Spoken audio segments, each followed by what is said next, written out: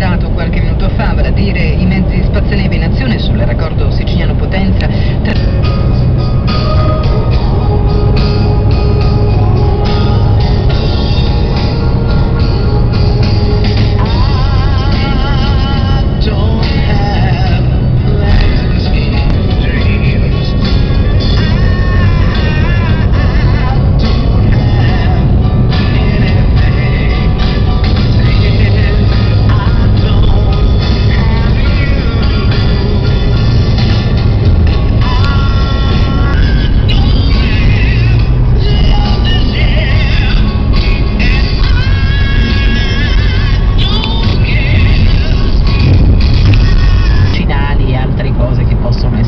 Effettivamente urgenti, magari non delle autovetture da consegnare, comunque anche in quel caso potrebbe essere urgente per un proprietario che aspetta, ma domani riapro le concessionarie.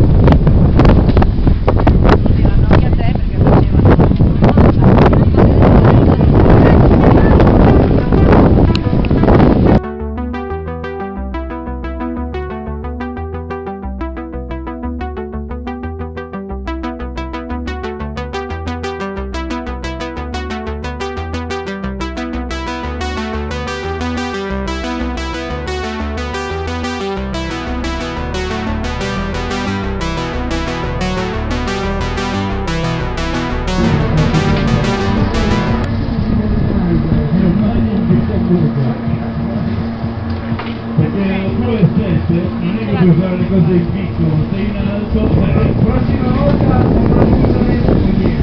viva Matusalem, viva l'Italia, viva la Sambuca, viva Matusalem, viva la Giamaica. Vediamo una volta, via. Fate mossa. Mossa. Mossa.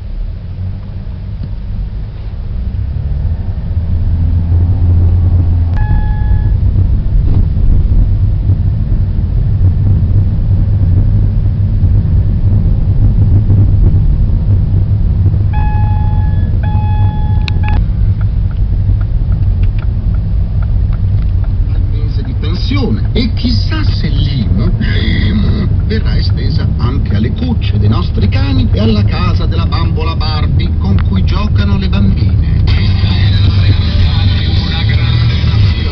Ah, questa è la realtà di una grande nazione, ecco perché. Continuiamo la terapia a Parigi, nota in tutto il mondo per essere la città delle luci.